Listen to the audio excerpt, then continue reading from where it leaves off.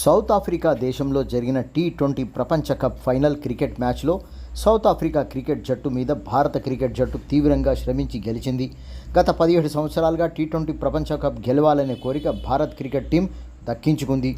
దిగ్గజ క్రికెట్ టీంలన్నింటినీ మట్టి కరిపించి ఫైనల్కు చేరి సౌత్ ఆఫ్రికా జట్టును ఓడించి గెలిచిన భారత్ క్రికెట్ జట్టు.